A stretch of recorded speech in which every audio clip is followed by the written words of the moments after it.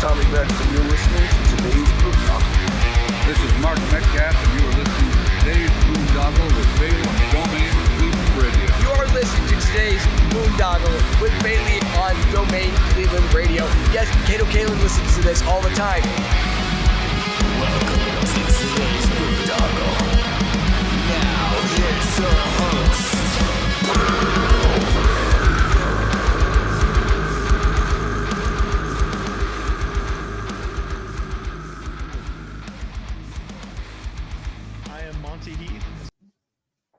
What's going on, everybody? It's Bill Bailey with today's Boondoggle. And, I've always been a pretty curious fella with a sweet tooth, so I'm excited to get to know my new friend here, Candi Carpenter. What's going on, Candi? How you doing? I'm doing great. Thanks for having me. How are you doing today?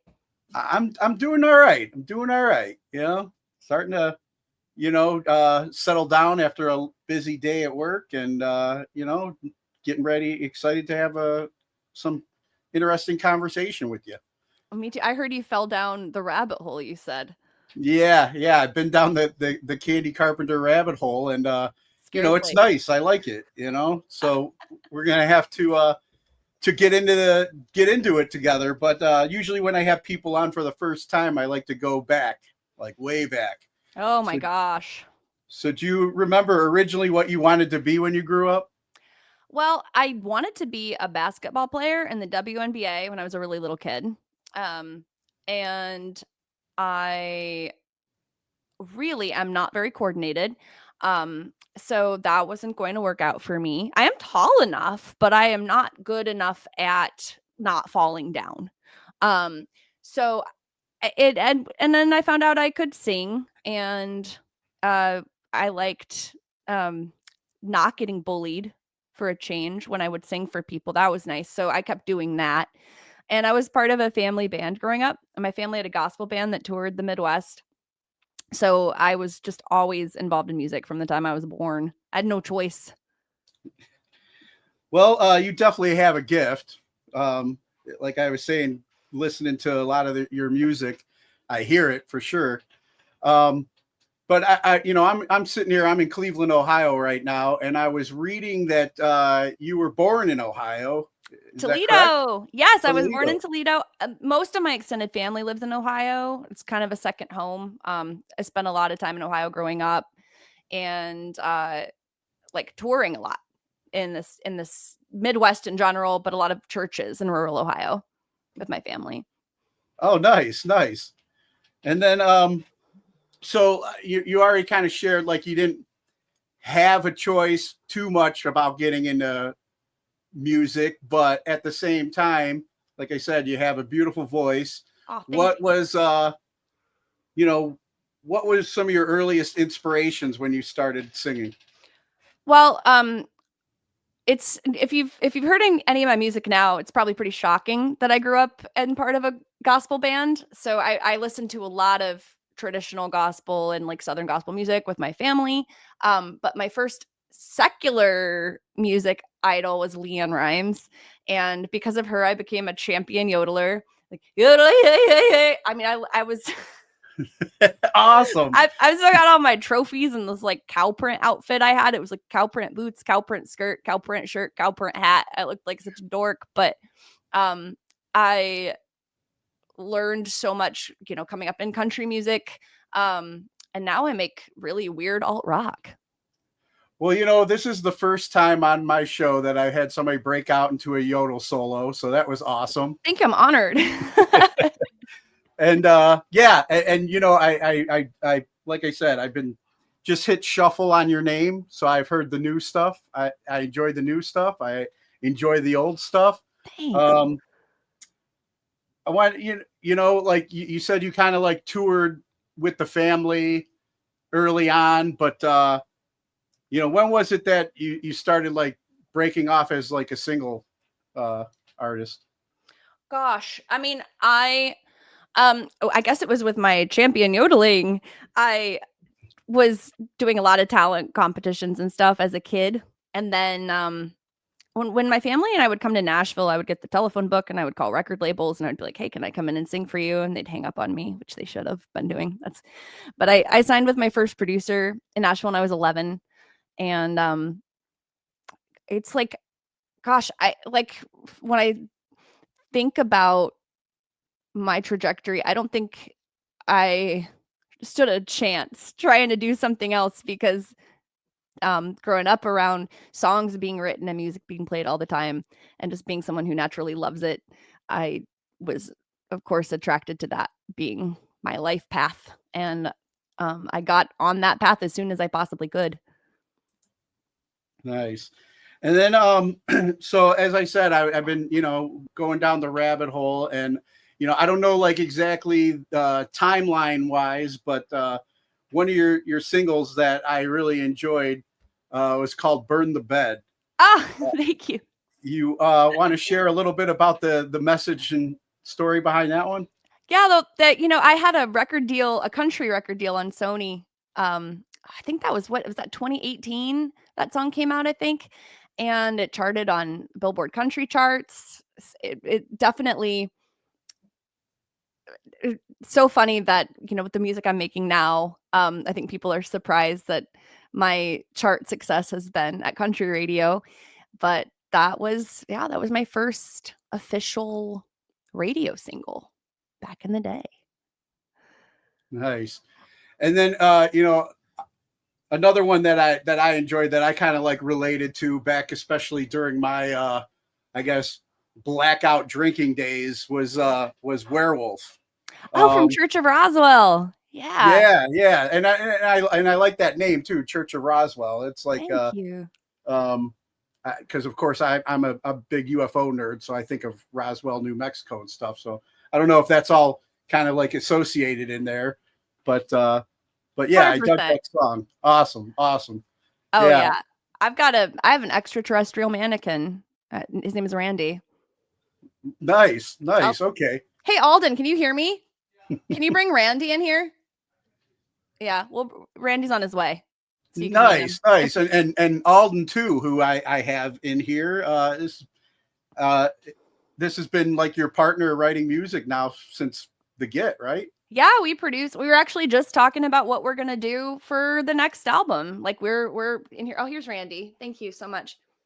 You get a Here he is. cameo from Alden there too, right? Alden, pop in. You've been requested as well. Hey, how you doing, Alden? We've been writing and producing and making music. Actually, "Burn the Bed" was the first song we wrote together. Okay, yeah, because I've been, like I said, I went, going down the rabbit hole. My daughter loves aliens too. That's what's awesome. Hers was named Simon. It was a blow up when I won her at a carnival.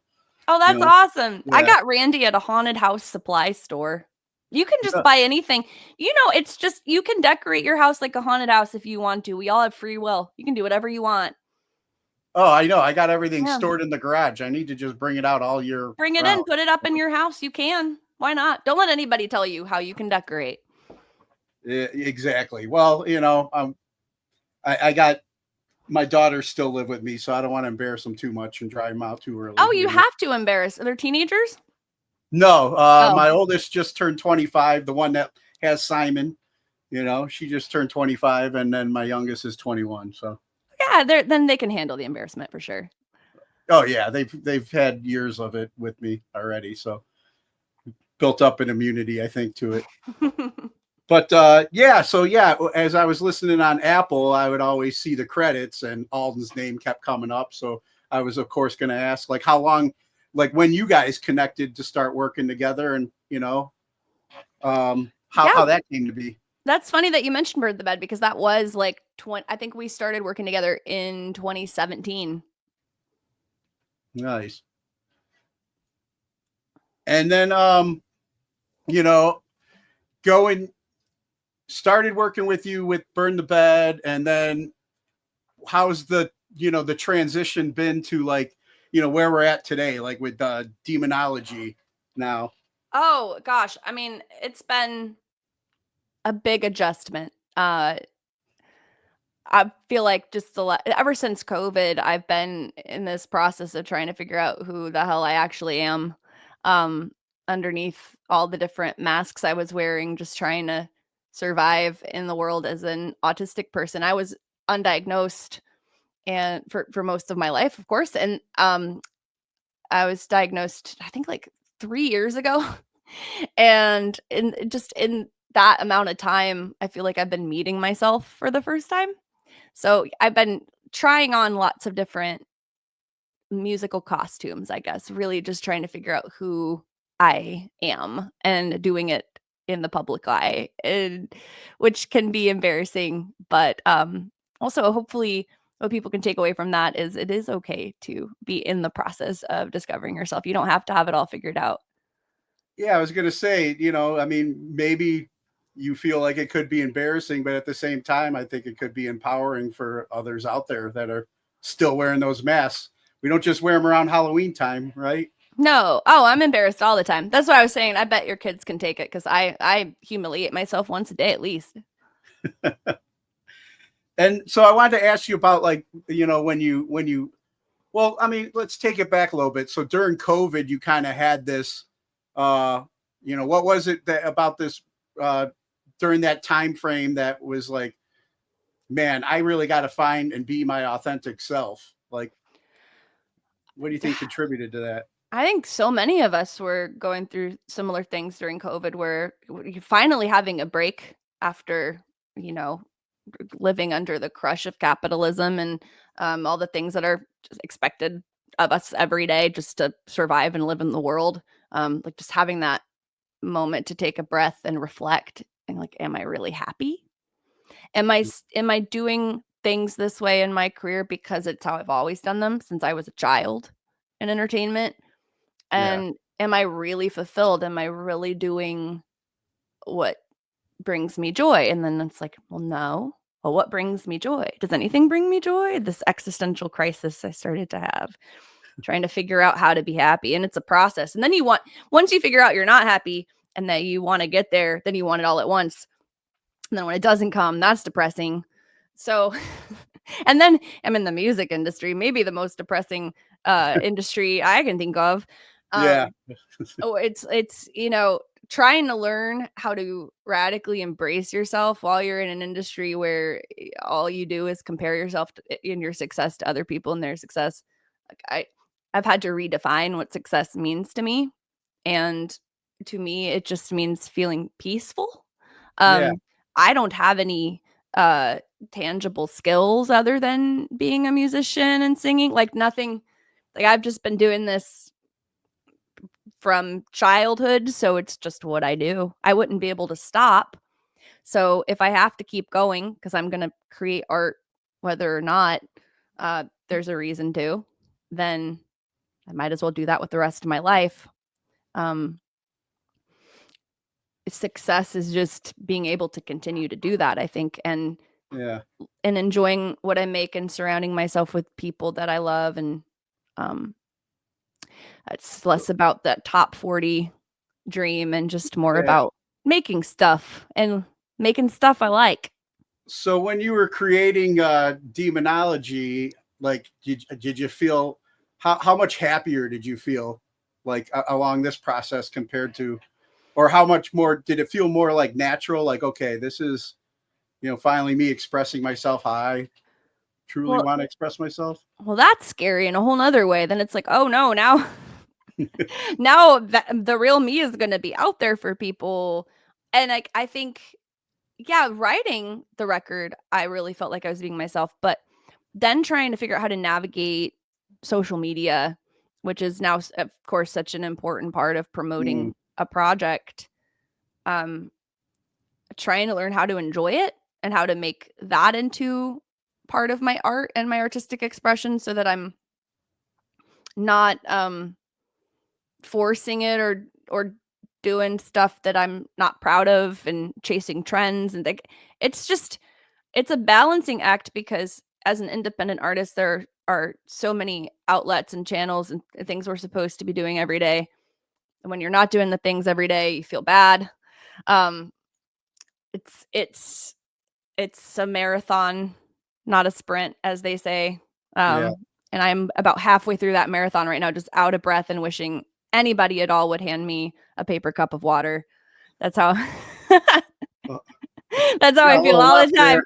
And here I am. I'm so dehydrated and I'm just sitting here. It's 3:47 in Nashville. I'm drinking more coffee. I don't need any more. I've already had too much, but it's You're getting a pump for this conversation. yeah. Oh yeah. Oh yeah. I'm energized. Well, that's a great segue because another song that I enjoyed is Nervous System. And I'm Ah. sure, coffee's a nice contributor to sparking that up a little bit. But tell me about the inspiration for that song.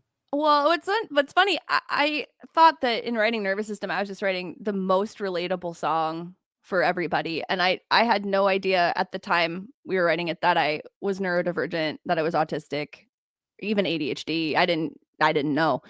Oh, so you And didn't know you didn't know when you wrote that song yet, huh? no. And Okay. what's funny, and then I release it and everyone on TikTok's like, this is an autism anthem. And I'm like, oh, by that point, I had my diagnosis, but I hadn't started putting the pieces together. That like I wrote a lot of songs about being autistic because I was just writing my experience.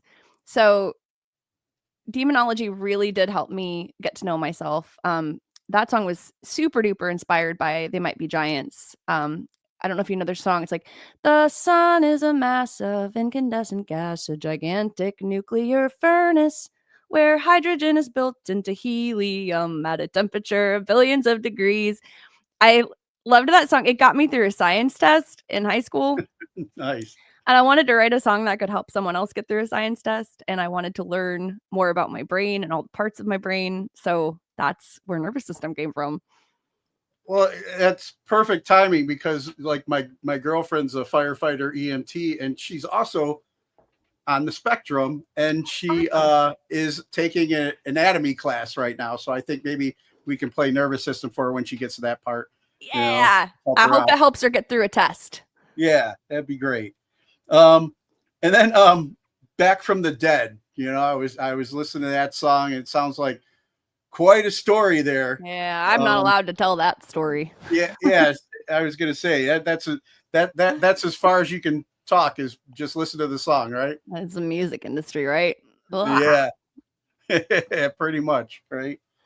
Um, and then like once I mean, obviously you just got diagnosed, so you've always been neurodivergent. But how do you feel that has helped your creativity? And now, especially knowing and embracing it, do you think it's The helped even diagnosis? more? Yeah. Oh, for sure. Well, for one reason, like, I think a lot of people ask, why seek a diagnosis later in life when you've already been this way your whole life? And it's a valid question. But for me, like, there was so much shame around not being neurotypical and not knowing what that was and just feeling like something was off about me. And discovering that there's nothing off, it's just a different neurotype was Mhm. incredibly healing because I was able to cut myself some slack. I was able to forgive myself. I was able to understand my needs and, more importantly, communicate my needs to those around me. And a part of that is that I create differently than other people do. I have different things that I need to do, different coping skills and rituals and just things that help me get into a creative headspace. And like Nashville's a very collaborative place, uh, and co-writing is a big part of things. I've always done that, but lately I've been writing alone. I just I'm not a networker. I'm not good at getting out and playing the game, so to speak, because I just like to make genuine connections. In fact, um, I've been known to burn bridges in business that I shouldn't have, just because I didn't feel that genuine connection. Just because, like, for me, it's about relationships and um, authenticity, and Yeah. I think that being autistic has helped me, like, knowing I'm autistic has helped me cultivate more authentic relationships and a more authentic relationship with myself. Yeah, it's been a learning journey for myself and my relationship too, because it's like, I've had, I'm figuring out who my authentic self is because that's Yeah. what she wants, from me. She doesn't want, you know, the guy that I thought I had to be all these years. So it's How does like, that make you feel? I mean, at first it was, it was pretty scary because it's like, I've wore so many hats in my whole lifetime as well, Mhm. I did 20 years in the military. I was a concert promoter here in Cleveland. Now I'm doing this podcast. It's like I've lived quite a few lives, and in each one, I sometimes, I guess, felt like a chameleon that tried to, you know, do what it took to fit in. Mhm. And it is becoming like it's like shedding dead skin, though, to kind of Yeah. like stuff I don't need to carry and pretend anymore. And she Mhm. loves me for me anyway, which is great. And then, I'm so glad. just like that whole,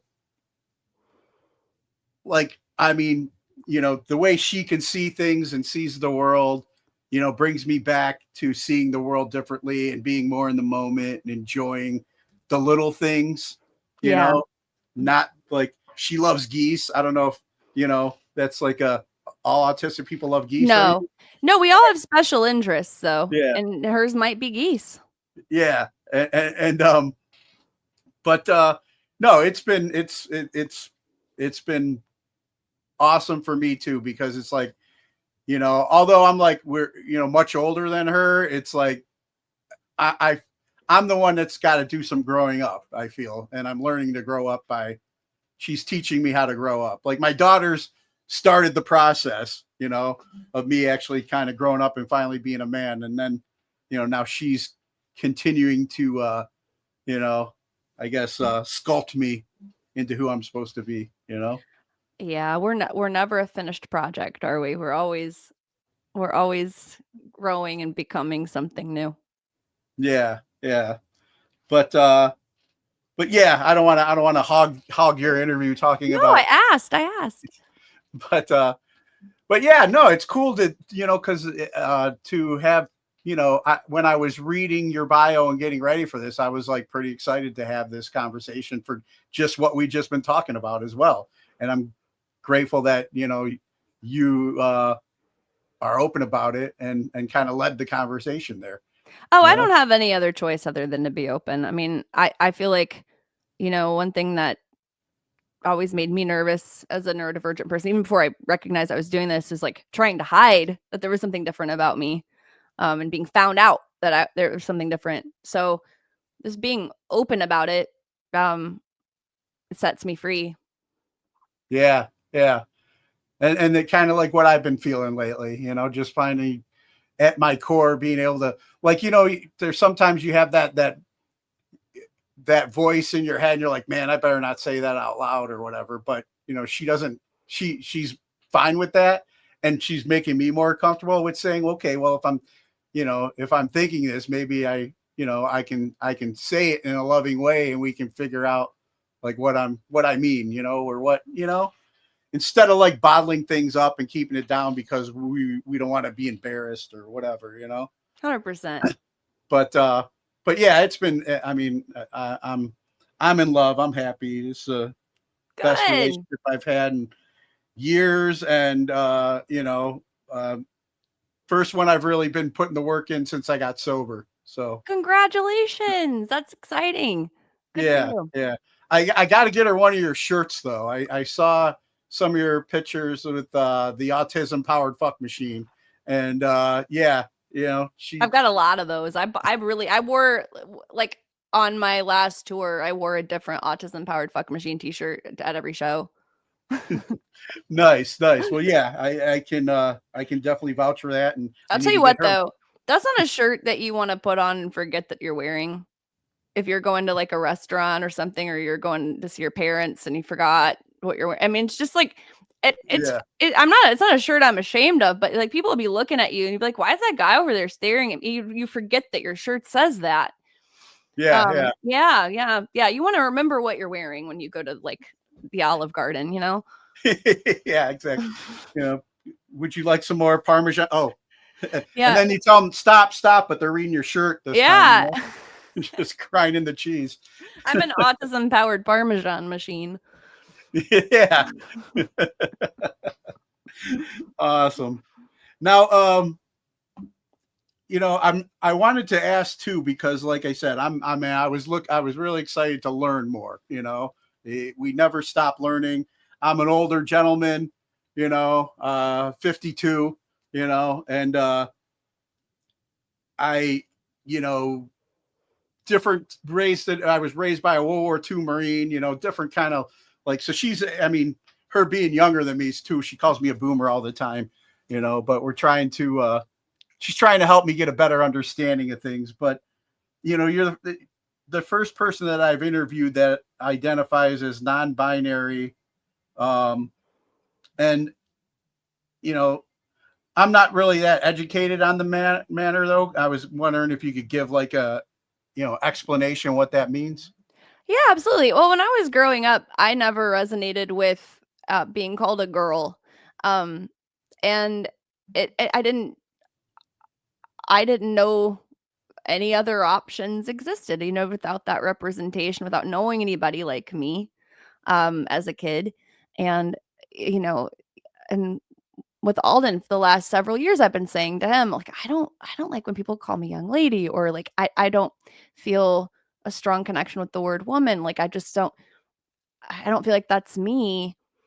And I mean, I don't feel like I'm a man either. What am I? What am I? I'm just me. I'm just Candy. And there are some studies where there have been some findings where sometimes with autistic folks, um, they don't feel a strong connection to uh, gender roles, to any particular um, gender. I'm just me, and that's all there is to it. I'm just Candy. All right. Yeah. And it had me thinking too, because like, my, my girlfriend, like I said, is a firefighter, which is mostly like a male dominated, career.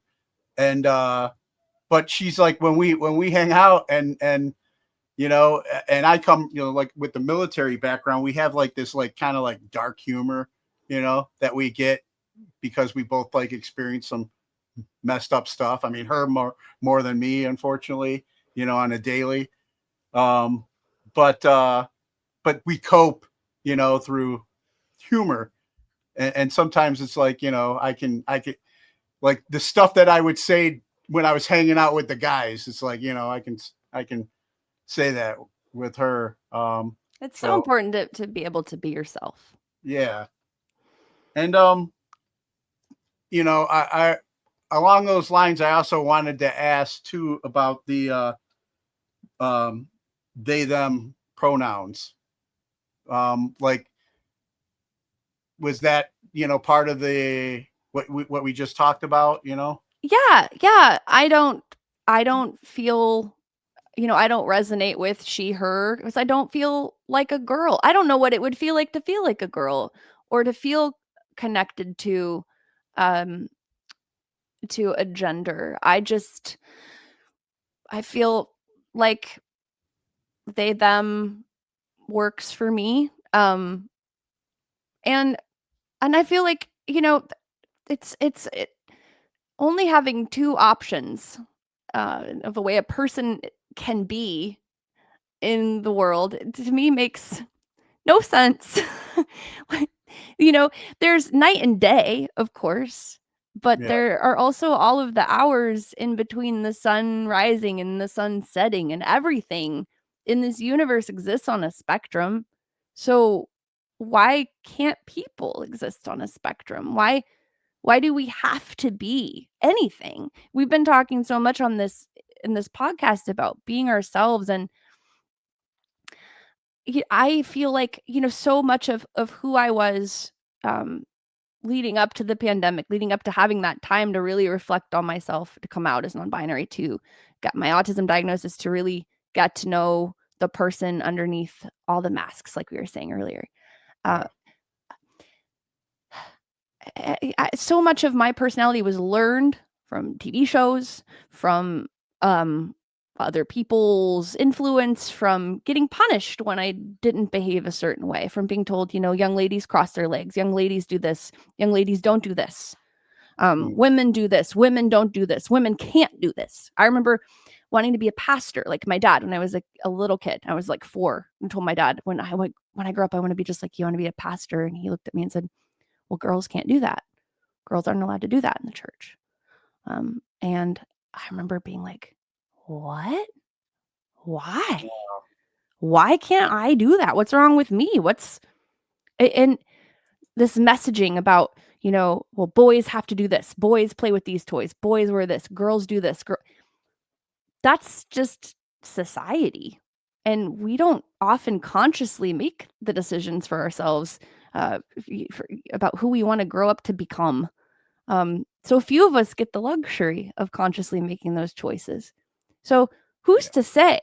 I think for me, being a non-binary person, if I hadn't grown up hearing, you're a girl, you're a girl, you're a girl, I mean, would I have known that's what I was supposed to be? Or would I have just become me, who I was really meant to be, if I hadn't been told who that was? I often wonder, who would I have been if I hadn't been told who it was? And so that, being able to live openly as non-binary and autistic, and, not hiding those things and being proud of them, and hopefully showing other people that it's okay to do the same thing. And that, yeah, I get hate for it. I don't care. They don't know me.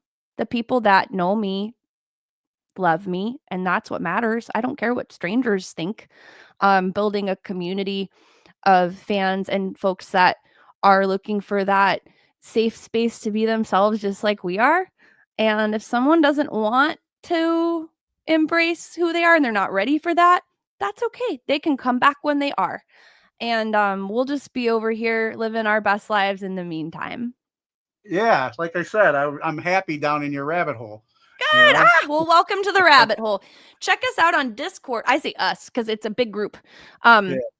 There's a fan community, the Candyland Discord. There's a link to that on my website. Check it out. It's a great group of folks. Yeah, for sure. And I liked that explanation that you gave with the, there's night and day, sunrise, sunset, but the hours in between, that's a good way of looking at, and everything, like you said, everything is on a spectrum. And my girlfriend's currently in paramedic school, and also like working towards being a chaplain. So she's not letting, being a chaplain for the fire department, or that's cool, or the hospitals and stuff like that. It's just like they don't have the women can't do that thing. So she's like making it happen, as they shouldn't. Yeah. Everyone should be allowed to do anything as long as it doesn't hurt anyone. Exactly. And it's kind to everyone and it's safe. We have free will. We've got this life to live. And why not try on a bunch of different jobs and career paths, and why not keep playing dress up? Yeah, why not? And then looking at I guess certain people grow up under certain things. Like I was raised Catholic, I knew it wasn't, as I got older, I was just like, okay, this isn't jiving with me. I still love a lot about, like the art and stuff like that involved with that, but on my journey in recovery, I love the fact that, my higher power is, it's a personal relationship and also like a higher power of my understanding. Love that. Yeah. It's not all the stuff that has been, and it was tough for a little while because as a child, when you're being told, as you know, as I know you can relate, you know, you're being told, oh, okay, girls don't do this, and that's how you, you know, but as a child, like, you know, just like what was embedded in my head, you know, it took when I first got sober and I started trying to work my program and work recovery, the past and all the stuff that was embedded in my head, it took a while to like try and rewrite that so I can have a relationship today. Mm-hmm. You know, I just know that, you know, I'm not God, you know, it's just like, you know, I, when I try and take control and, you know, run everything, I usually make a mess of it, you know? So it's just like, I just know that, you know, there is something greater than me. And that's what I try and lean on every day, you know? I believe that every single person is energetically a piece of that. And we all have that. We all have that inside of us. And the and power to create the life that we want to have, which is what you've been doing, which is exciting. yeah. I'm really happy for you. And what's amazing too, it's like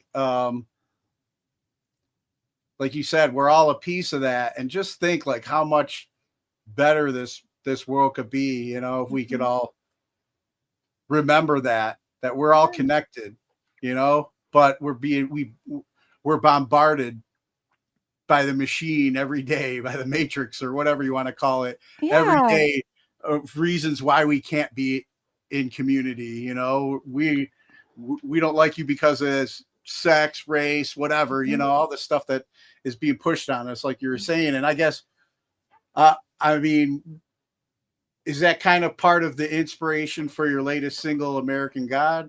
Absolutely. Yeah. I'm um I'm hoping what people take away from that, from the line, I am my own church, especially. It's the song isn't meant to be as divisive as it is. Um I'm trying to show people that I'm not afraid. I'm not afraid of all of the there are so many reasons to be afraid right now, especially as I'm a non-binary autistic person and our president is attacking trans folks and marginalized folks, um, people who are here from other parts of the world, this planet we all live on together, where we should be welcome anywhere and everywhere on it. Uh, and neurodivergent folks are being targeted. Um, th- Sometimes, you know, I'll be laying awake at night and I'll be scared and I'll feel that fear creeping in. But it's that fear that divides us. It's that fear that keeps us from talking to one another. Yeah. It's that fear that keeps us fighting. And I'm coming out and saying the hard thing, and not everyone agrees with me, but I'm not meaning to attack anybody's faith, because if you're on a journey of exploring your spirituality and that journey is taking you to a place where you are loving other people, where other people are allowed to exist as themselves, and that's your relationship with God, then I'm not speaking to you. You know, we're all trying to find ourselves. I'm speaking to the folks who are trying to who are actively working to take rights away from other folks just existing and living in this world. I don't know why everybody's so concerned about what other people are doing. I don't know why everybody's so concerned about who other people are sleeping with or how they're choosing to express themselves, when they should just be worried about themselves and how they're living, how they're expressing themselves, who they're sleeping with, and what they're doing. We're so worried about everybody else. We're not doing the work on ourselves. And American God is just a reminder that I am not afraid to die and go to hell, because I do not believe that hell exists. I don't think it's real. I think it's here. I Yeah. don't think it's Like some you're kind right of at it. after. Yeah, we're in it. We're here. We're in the hell, and we can choose to love each other and make it better, or to just keep fighting and hating each other and hurting each other. I'm choosing the love. I'm choosing to try my best to, I don't know where you put the fear, because it's everywhere. The fear is everywhere. It's every time you turn on the TV, it's every time you turn on the radio, it's everywhere you look, it's every time you get on your phone. But and it's like somebody seems to get off on that vibe, putting that out. There's somebody that's thirsty for that fear energy. Like, I believe that low vibration. Fear is how whoever they are, whoever the they is, that's how they keep us quiet. Like, I've been learning, on my recovery journey too. It's just like, a lot of the things that my character defects, or the things that I've acted out on that weren't loving. Like when I would get angry about something, I'd get stressed and I'd get angry, and then it's just like, it's like I said, I was raised by a World War II Marine who had PTSD, so there was a lot of fear already in childhood. And he acted out in anger, and then that was something that I've been trying to break that cycle myself, because from my time serving as well. But also, it's just like, there's that like mentality, well, boys can't be afraid, men gotta be like strong or whatever, and so what's the defect or whatever? What's the way that we cover our fear? We act out in anger, we act like, and now I'm learning to, like, hey, that scared little boy, I'm learning to kind of like have more compassion and love that scared little boy, and saying, hey man, it's all right. You did the best you could with what you knew, but here, let's learn this new way now, Sometimes anger is fear with no place to go. Yeah. And but I mean, I've been learning more about like kind of like vibrations and frequencies, and trying to stay on that faith and love, like you're saying, that faith and love frequency. Trying. And the places when I mess up, when I do something that's not loving, it's typically because I wasn't loving myself. And oh gosh, and then like in entertainment, it's so easy to fall into self-loathing, or like what if, but I don't know. Like, yeah, you get to have conversations like this and remember how many of us are out there just doing our best. The more that we talk to each other, I think the more of a shot we have at, I mean, none of us are going to make it out of here alive, but maybe we can at least make it out of here a little more sane. Yeah. I mean, one thing that I try and remind myself of is just like, try and be just a little bit better today than I was yesterday. I love that. Don't send too many, don't have, I mean, of course I still have all these dreams and lofty goals and stuff like that. But when I get consumed, like for the longest time in my early recovery, I was stuck by the shackles of shame and fear. Oh, for sure. Or shame and guilt from the things I did in the past. That stuff's gone. I can't do anything about it. Like what I did yesterday, I can't fix really, other than try and be better today, but a lot of times, like, I'll get caught up in fear of what hasn't happened yet, like the future and stuff too, and it's just like, that's where I'm just grateful to try and stay in the moment and be like, okay, am I doing better, a little bit better today than I was yesterday? I think we are. And it's been so great to meet you. Let's just keep vibing high and keep doing our best. And anybody who wants to find me, check me out at candicarpenter.com. The way you remember that is it's like a person who builds gingerbread houses. It's a Candi Carpenter. But it's Candy with an I. Candy with an I, just to make it more complicated. But yeah, check out the Discord. And I'm going to be putting out a lot of new music in the next few months.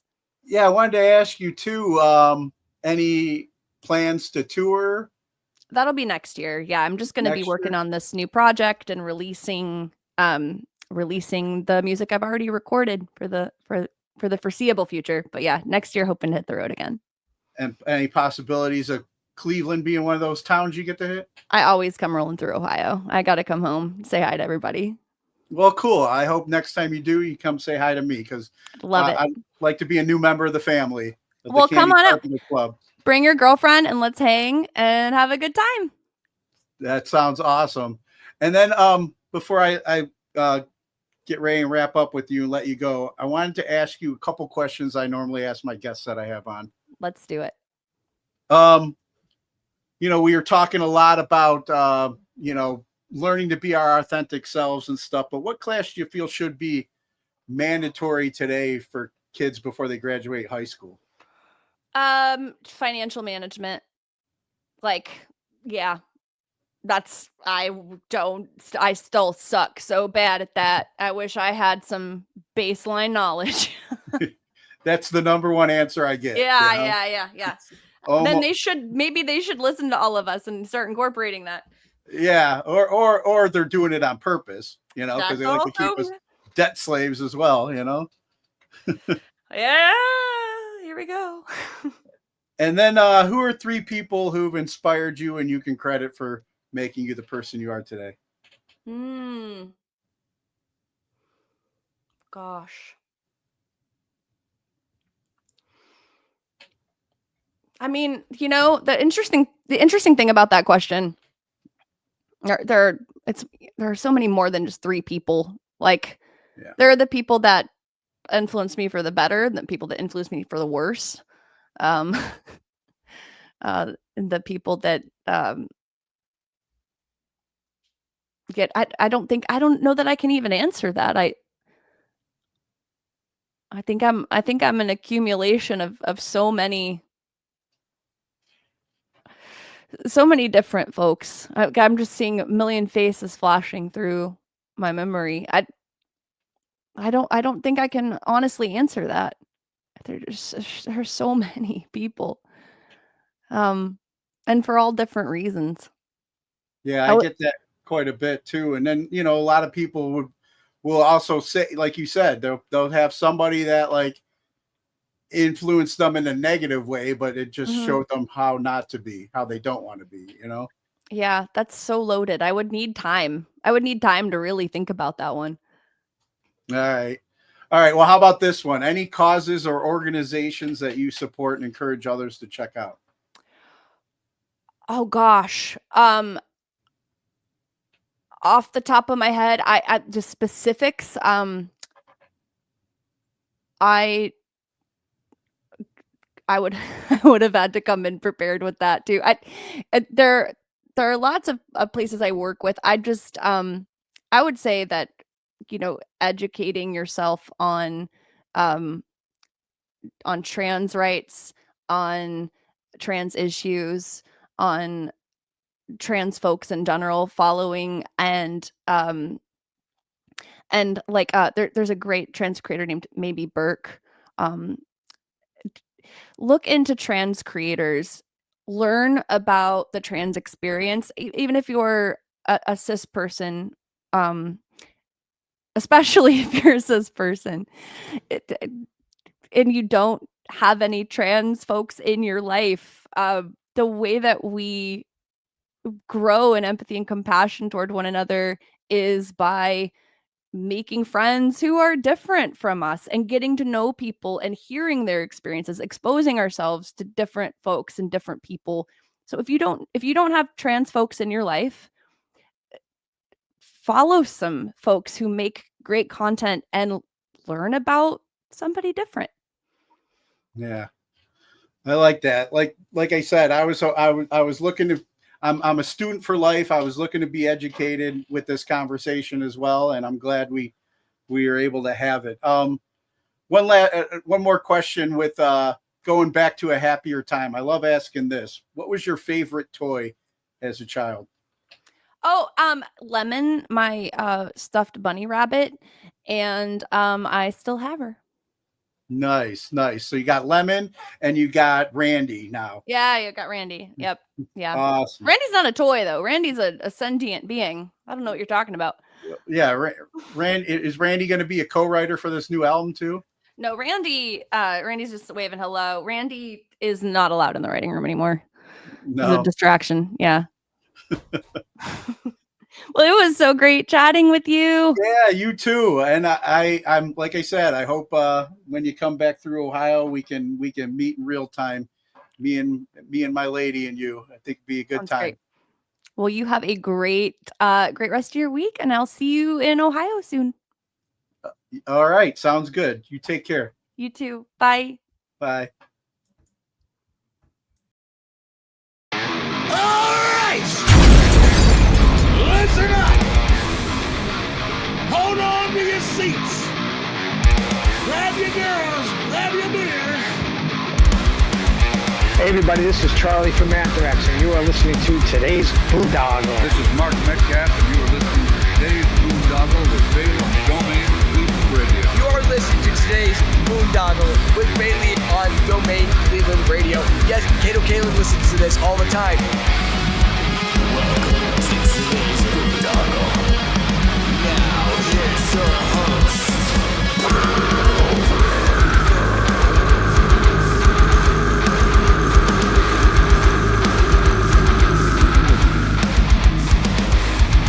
I am Monty Heath, so one Heath, and you are listening to today's Boondoggle. Hey, what's up? It's John from Skillet, and you are listening to today's Boondoggle on Domain Cleveland